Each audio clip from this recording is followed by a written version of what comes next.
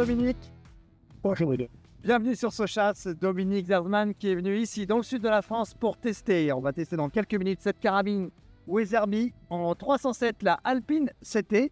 Dominique, il y avait deux raisons pour lesquelles tu avais envie de tester cette carabine. La première, c'est qu'elle est en 7 PRC, c'est un calibre qu'on ne connaît pas beaucoup.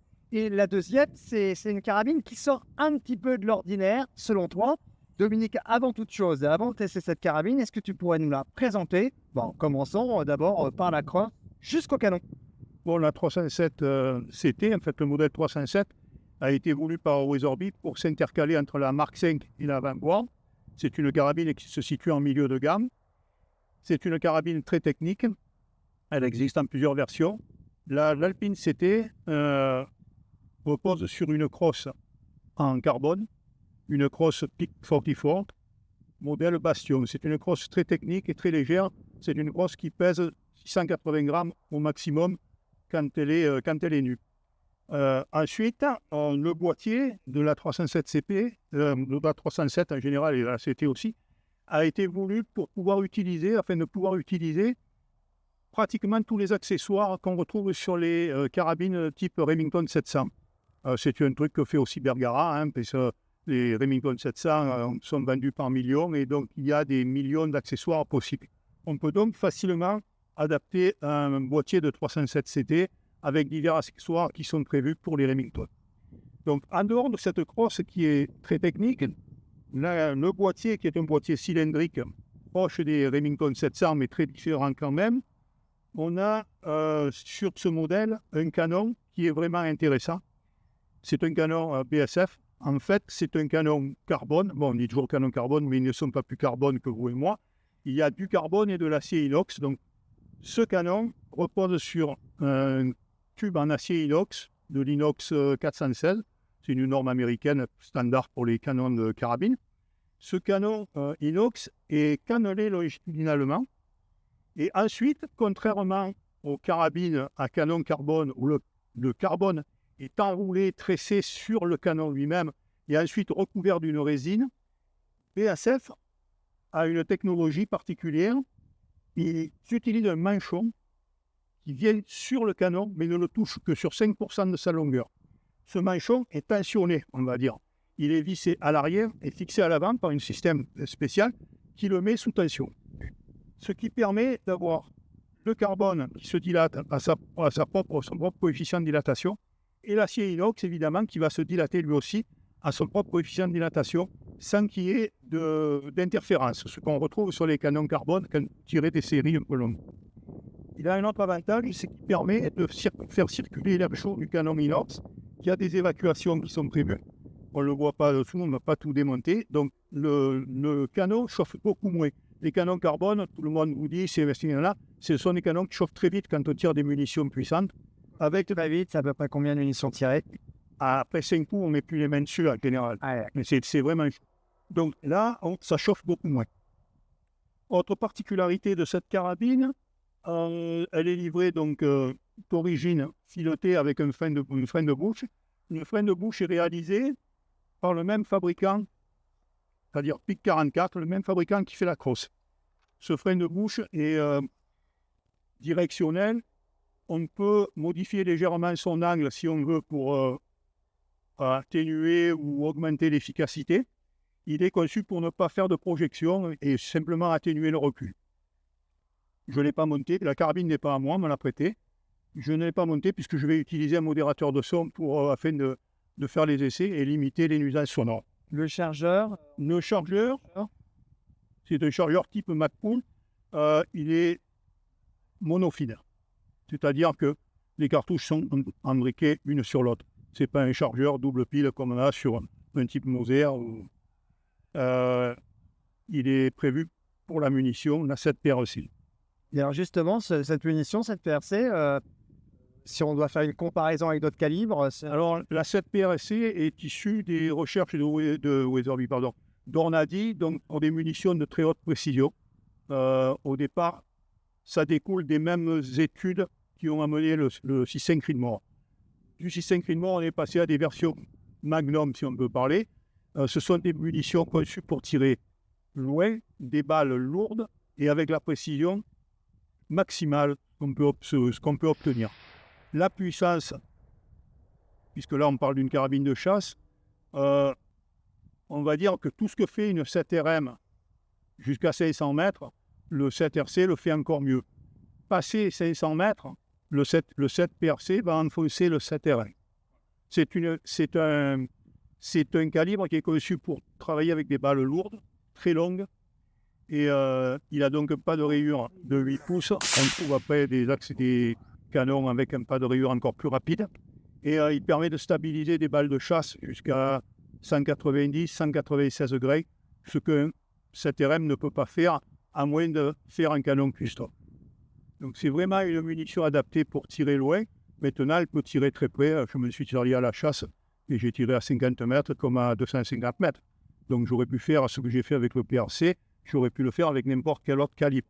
Mais aujourd'hui, la recherche, c'est aller plus vite, aller plus loin. Donc on a dit à résolu le problème. Ça, c'est Dominique. Pour ceux qui nous regardent, une carabine et un calibre que tu vas conseiller pour quel mode de chasse prioritairement? Aujourd'hui, si on doit acheter un 7 Magnum, 7 mm Magnum, il est plus logique d'acheter un 7 PRC parce qu'il est supérieur dans l'absolu à un 7RM.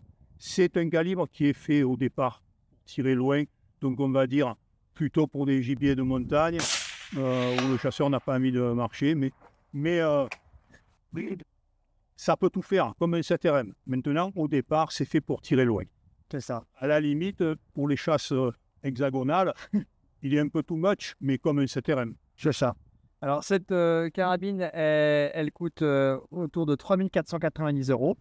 Et après cette présentation, Dominique, je te propose de la tester sur le pas de tir à 250 mètres.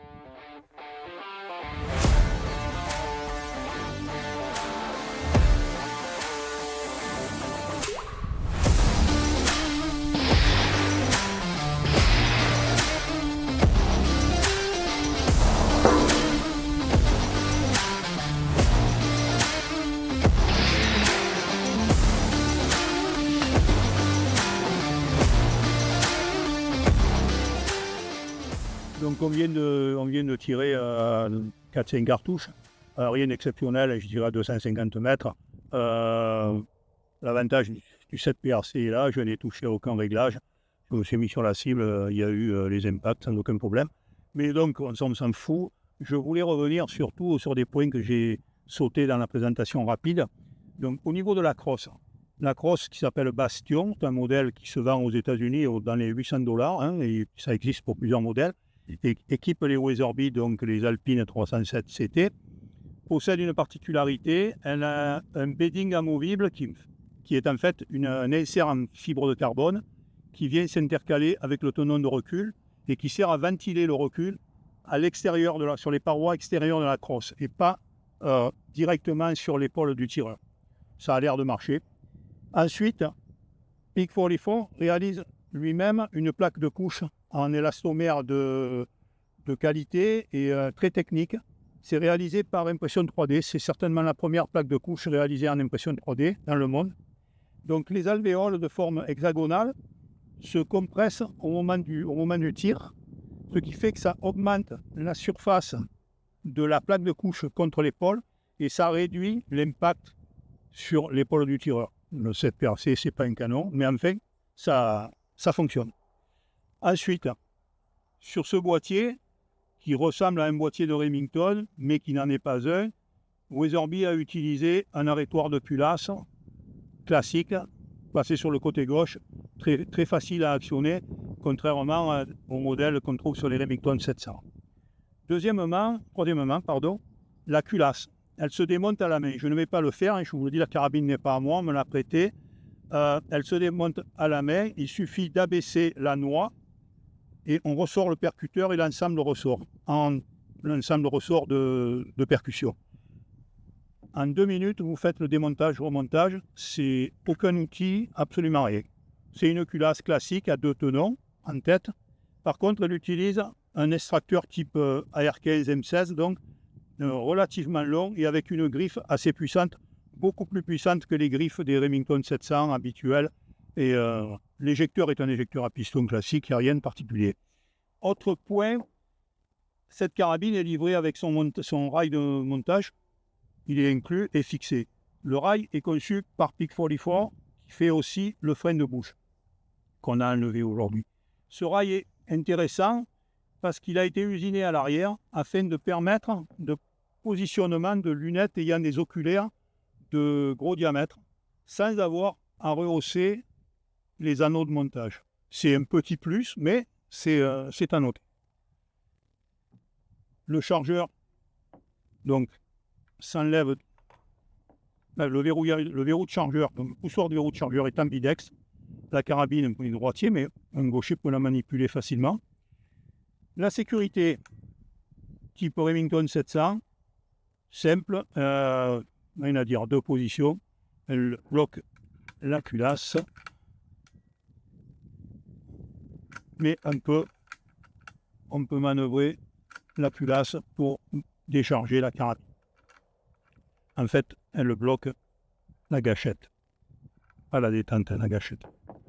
Sur ces crosses, on peut les customiser avec différentes sous-gardes. On peut avoir, donc là on a une sous-garde avec un chargeur MagPul qui dépasse, mais on peut aussi utiliser des sous-gardes type Remington avec un magasin basculant. Rien de très particulier. Bon, en conclusion, Dominique, quel est ton rendu sur cette carabine Weatherby? Mais à 3 950 €, je pense que l'acheteur n'est pas volé. C'est une carabine technique qui tient ses promesses. Un produit, Weatherby le considère comme un produit de moyenne gamme. Pour moi, ce qu'on a aujourd'hui, c'est un produit de haut de gamme.